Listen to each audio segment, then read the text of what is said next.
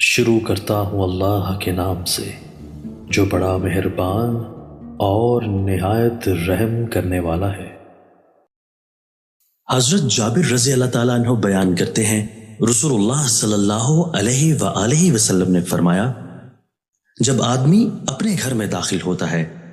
اور وہ اپنے داخلے کے وقت اور کھانا کھانے کے وقت اللہ کا ذکر کرتا ہے تو شیطان کہتا ہے، تمہارے لیے نہ تو رات گزارنے کے لیے کوئی جگہ ہے اور نہ شام کا کھانا۔ اور جب آدمی داخل ہوتا ہے اور وہ اپنے داخلے کے وقت اللہ کا ذکر نہیں کرتا تو شیطان اپنے ساتھیوں سے کہتا ہے،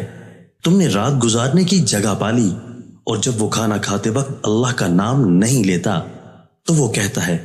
تم نے رات گزارنے کی جگہ پالی اور شام کا کھانا بھی پا لیا۔ رسول اللہ صلی اللہ علیہ وآلہ وسلم نے فرمایا، میں اس شخص کے لیے جنت کے اندر ایک گھر کا ضامن ہوں جو لڑائی جھگڑا ترک کر دے اگرچہ وہ حق پر ہو، اور جنت کے بیچوں بیچ ایک گھر کا اس شخص کے لیے جو جھوٹ بولنا چھوڑ دے اگرچہ وہ ہنسی مذاق ہی میں ہو، اور جنت کی بلندی میں ایک گھر کا اس شخص کے لیے جو خوش خلق ہو۔ دوستو، اللہ تعالی ہمیں ان احادیث مبارکہ پر عمل کرنے اور اپنی زندگیوں کو سنوارنے کی توفیق عطا فرمائے۔